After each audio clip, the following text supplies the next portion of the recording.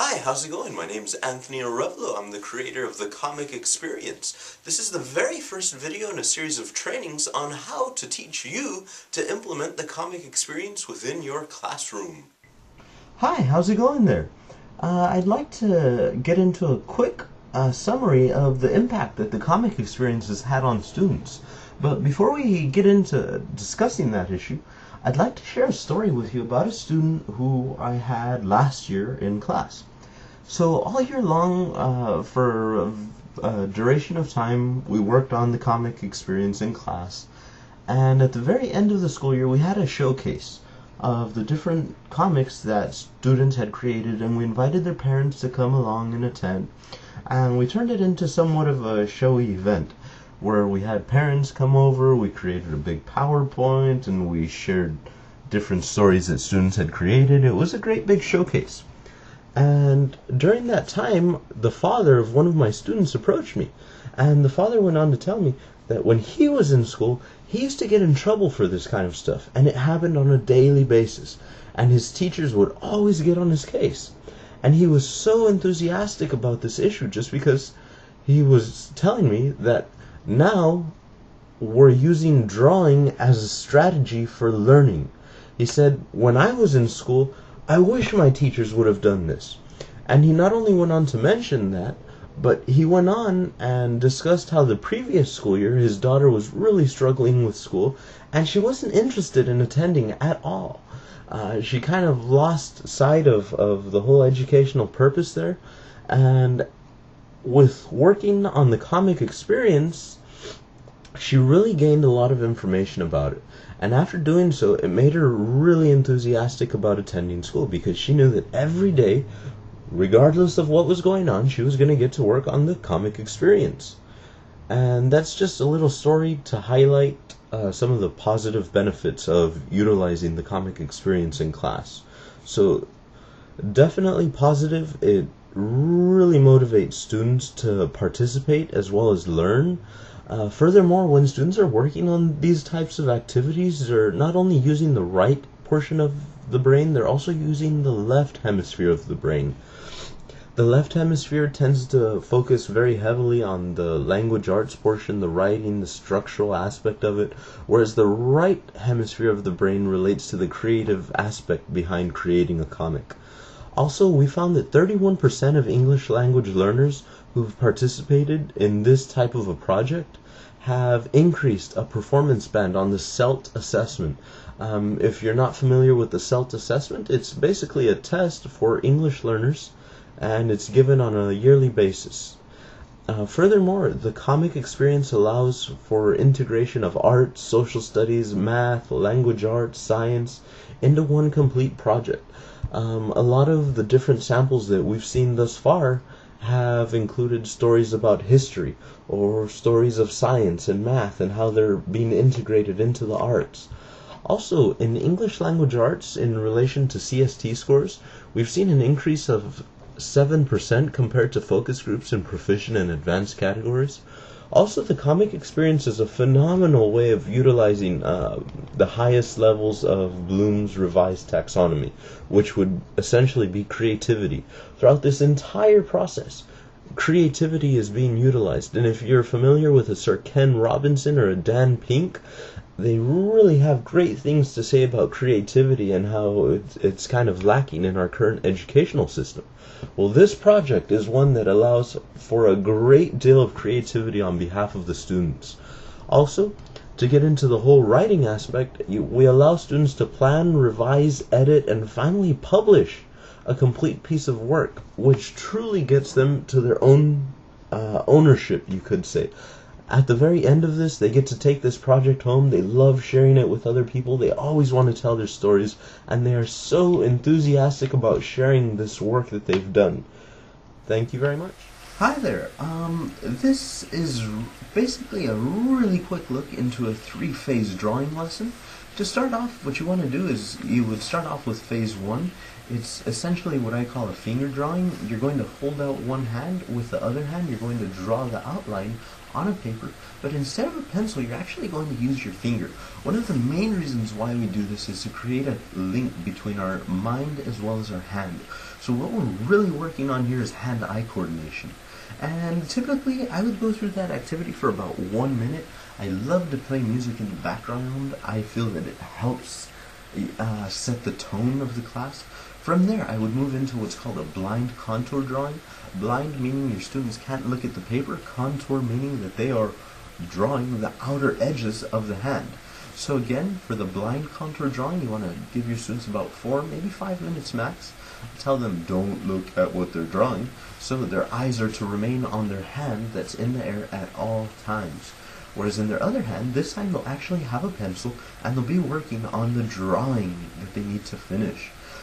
As they're going through it, they're going to be working on a contour, which would mean that they are going to be drawing the outer edges of the hand.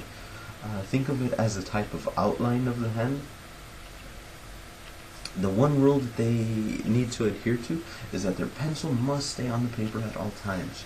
Once they're finished, they're going to take a look and think, what is this? What did I create? It doesn't look very good at all. Well, of course, it's naturally going to look like that. This is a blind contour drawing. After that, we move on to phase 3, which is the contour drawing. And in the third one, they can actually look at the paper. So you'll find that the drawings improve drastically as they're going from having it as a blind contour drawing to a contour drawing where they're able to actually look at it. So again, you would set your timer to about 4 minutes and say, okay guys, it's okay to look at the paper. Don't forget your pencil must stay on the paper, and you want to give them about 4 or 5 minutes again.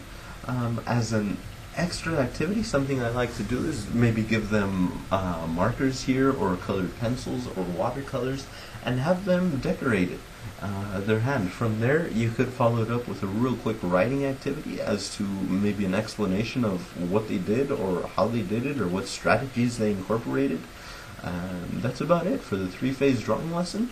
Next up, you'll see a short video on how to implement it and what it actually looks like. Thank you very much. How's it going, guys? Right now we're going to be getting into the 3 phases of a contour drawing. For the very first phase of the contour drawing, what your students are going to do is take one hand, take the other hand, put a finger on the paper, and work on creating a contour. A contour, by the way, is a drawing of the outer edges of the hand. So a contour drawing of the hand. So all they're going to do is with their finger take it and trace the outline of their hand.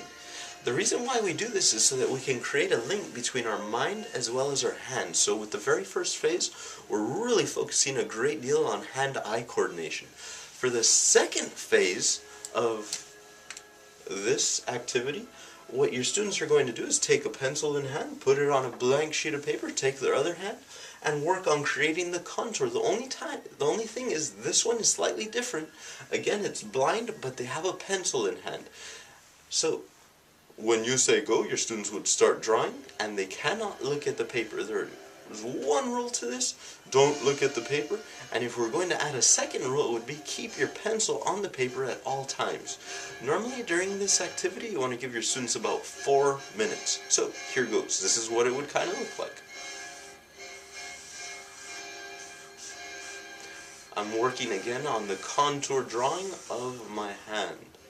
Your students won't need to rush the way I'm doing so here. And remember, the key is to not look at the paper. Yes, the drawing is going to be a little skewed at the very end of this process. And for the 4 minutes, your students are going to work at creating that hand.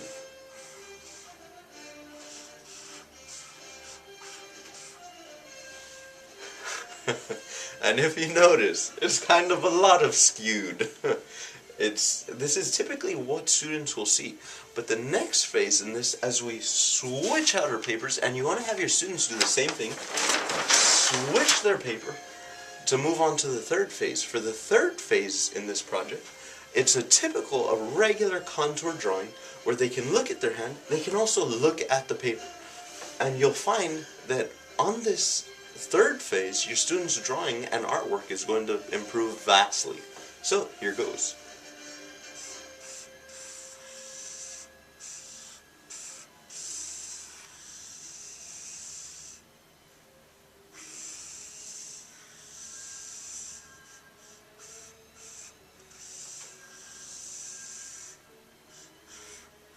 So I'm just working again on the contour of my hand.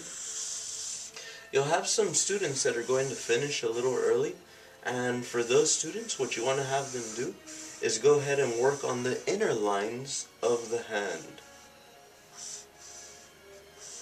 Again, remembering that your pencil has to stay on the paper at all times. And this would be more or less the third phase. Thank you very much, guys. The very next thing that we're going to be is a timeline for completion. If you notice, right now you're taking a look at 3 different drafts that make up the comic experience. The first draft we tend to refer to as the sloppy copy, the second draft as the rough draft, and the third being the final copy. And within each one, your students are going to learn slightly different skills. Well, as we're taking a look at it, most teachers that are going to be working on this process are going to be starting after completion of the CSTs.